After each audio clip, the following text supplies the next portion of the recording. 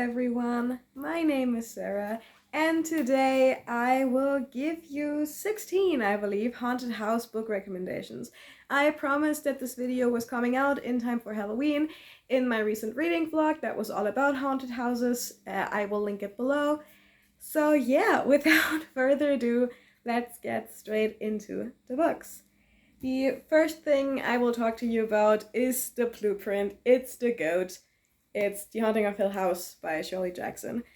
I read this for the first time this year, and I feel like I'm so late to the party. This is a modern classic. This came out in the 50s, I believe. Let me see if I can find the exact year. In 59, yeah. A lot of you will probably have seen the Netflix show, which is also great, but very different than the book. But I would recommend both. I think they're both really, really good, and they work well in tandem. So, The Haunting of Hill House is absolutely beautifully written. The opening paragraph of this alone I could write a paper about. The opening paragraph of this is the best opening paragraph I've ever read, and it's also the closing paragraph.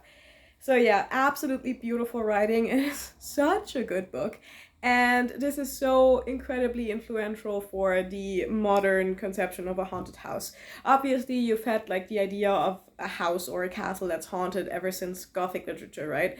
But I believe for the modern era, Haunted of Hill House is the book you should look to find out where all of those tropes originated from. This is about Eleanor, who's invited to Hill House to record her paranormal experience with a lot of other people there. The house also changes and isn't quite as big on the outside as it should be on the inside, or vice versa. So yeah, you can already see how many tropes this book had heavily influenced and introduced. Next up is my favorite haunted house book of all time, and that's Tell Me I'm Worthless by Alison Rumfitt. I'm talking about this right after The Haunting of Hill House, 1, because it's my favorite, and 2, because this is not necessarily a retelling, but this has intertextual references to Haunting of Hill House.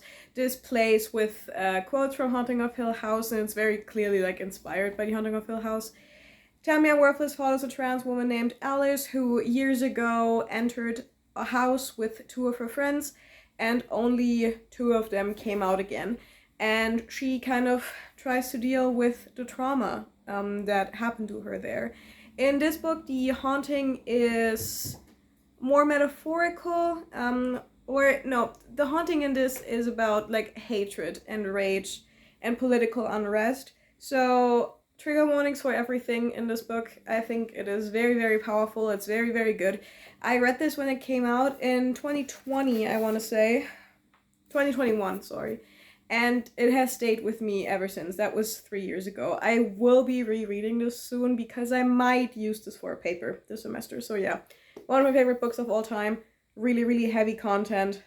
Highly recommend it. Paradoxically, the next book is a book that I didn't like, and that's House of Leaves by Maciej Janiszewski. Before any confusion arises, I didn't dislike this because of the format. In case you're not familiar with this book, it is written in like this very, very crazy mixed media format. So you have these footnotes everywhere, and sometimes the words even go around in a spiral on the page, and that is not what I disliked about this book. In fact, that's what I believe is the strongest part of this book. Here's a page where you can really see what's going on. My issue with this book is it has a sort of framing narrative that follows a man named Johnny who finds the manuscript that includes the story of the actual haunted house, if that makes sense. And he sucks. He's a misogynist. He's not interesting. And I genuinely don't believe his chapters needed to be in here. I don't think he adds anything to this book. And I don't care if that's controversial. I don't like him. Genuinely, Johnny's chapters ruined my experience with this book. So, yeah. I personally am not a huge fan of this book. But I do have to acknowledge the incredible amount of work that went into this.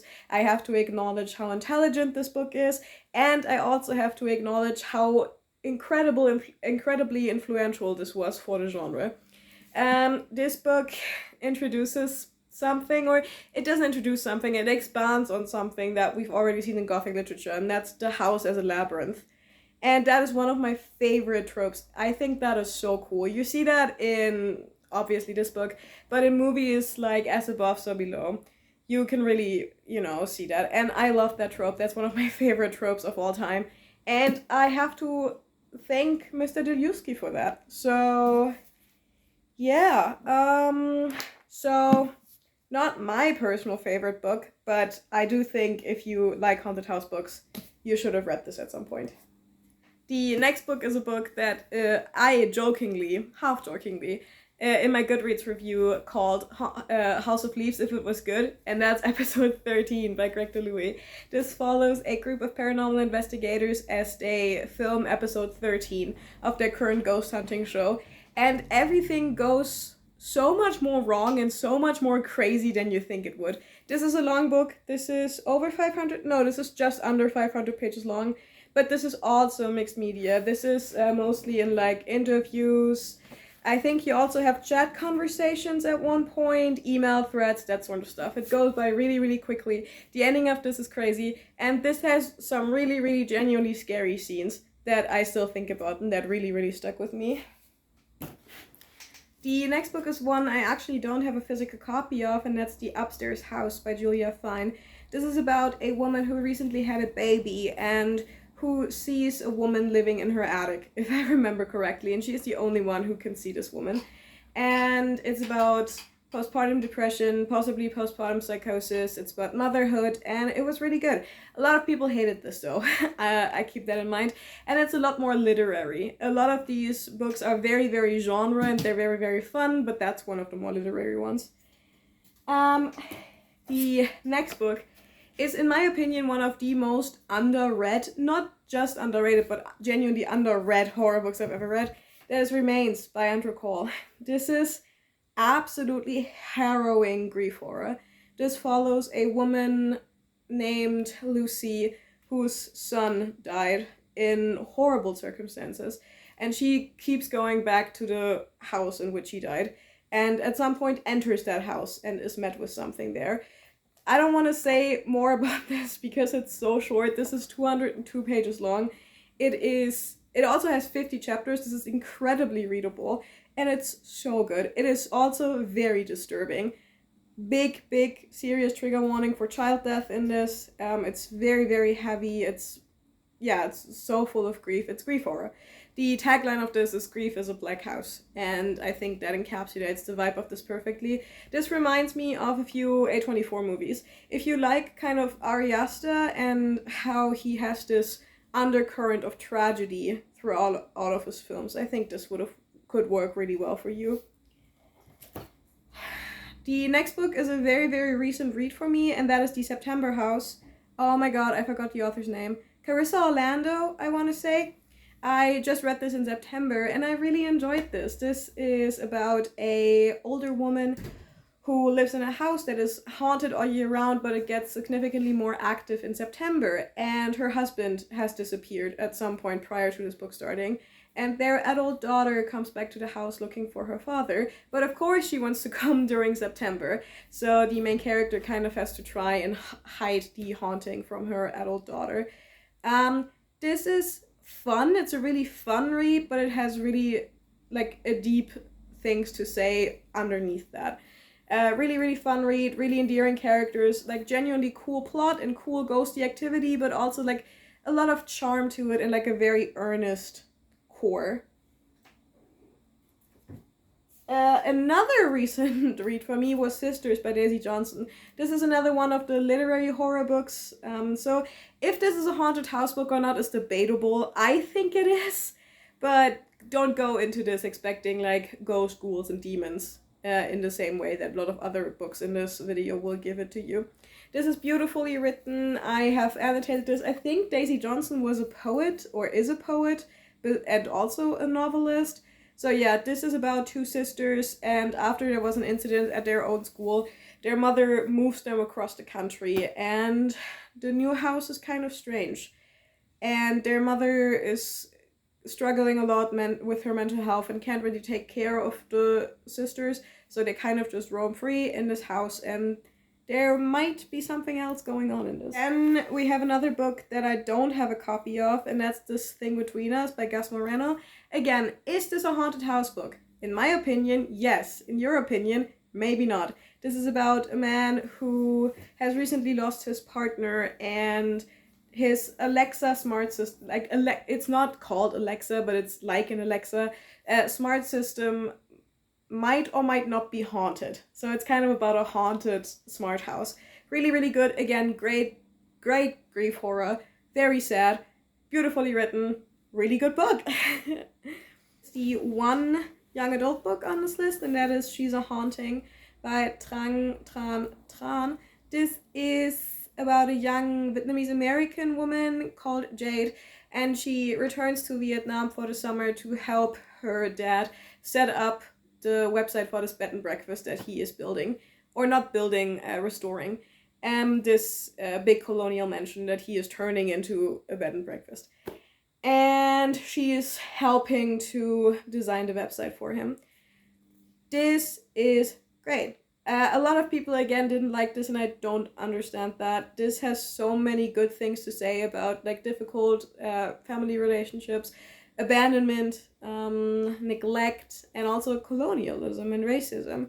The tagline of this is "The house eats and is eaten," and again, that is an amazing tagline that really encapsulates what this book is about. I enjoyed the writing in this in general. There are like these tiny chapters every now and again that seem to be written from the perspective of the house, and the house as a narrator is one of my favorite things in haunted house novels. It just works for me every time. It's something I love. Tell Me I'm Worthless also does this, by the way. It has chapters from the house's point of view, and those are the most impressive parts of that book for me.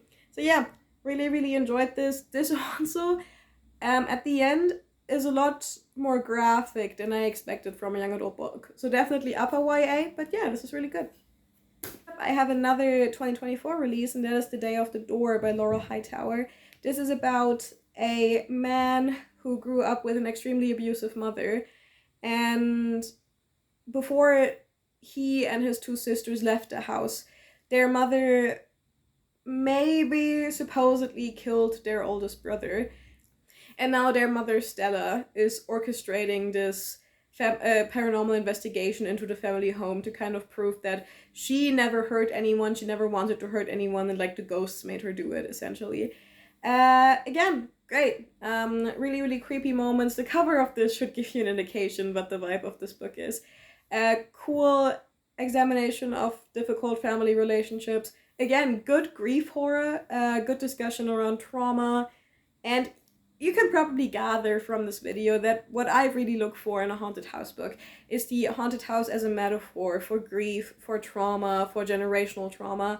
That's really what I like, and that's really what I'm looking for. So yeah, really, really good book. Very, very short. You can read that in a couple of settings, and it's really spooky. Then we have The Grip of It by Jen Champ, another book that people do not like, but I really like. This is about a couple, and because the husband has a gambling problem, they need to move. And their new house is not what it seems. Hallways and stairways appear and disappear, and the house begins to kind of decay, and its inhabitants decay along with it. This is so good. This is short again, and as the title would suggest, actually, this is really, really gripping. I believe I read this in like 4 hours when I read it, but it has also been 4 years. Possibly 5? No, 4. I read this back in 2020. So I would have to reread this, and I really want to reread it, but I think this is great. I think this is a great book. Beautifully written, but kind of surreal and weird. So if that's not what you're looking for, maybe don't go for this one. Last but not least, I just want to run through some of the books I just talked about in my haunted house reading vlog, because I do really recommend them. First up is The Reformatory by Tarana Roof Du. This takes place in Jim Crow, Florida in 1950, and this is about a 12-year-old boy named Robert who kicks a white boy because he's making sexual advances towards his sister Gloria, and because of that he is sent to this reformatory, this reform school. And the superintendent of that school is like this horribly scary sadists, and there are also ghosts in the reformatory, like all the boys that have died there. So yeah, great book, beautifully written, devastating, 5 stars. A more fun book is Mexican Gothic by Silvia Morena Garcia. This is about Noemi, who is a socialite living in Mexico City. This takes place in 1950, and she gets a letter from her cousin Catalina, in which Catalina is very distressed, and she talks about how she's scared of the family of her new husband and of the house she just moved into.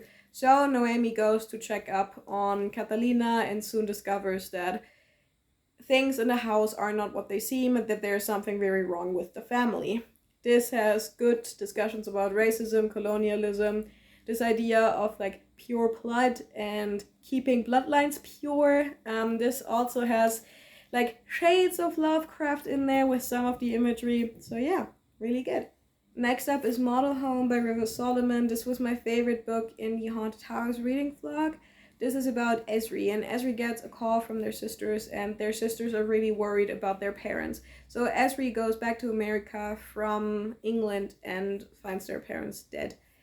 And then the rest of the novel we kind of spend reflecting on their childhood, growing up with parents that could be quite volatile and cruel, or or just absent in the case of their father, and also growing up in a haunted house and growing up as the only Black family in a gated community in Texas. This book is about child abuse, racism, trauma, and it's beautiful. It's beautifully written. It made me cry. It's a great book, but it's really difficult to get through, so keep that in mind.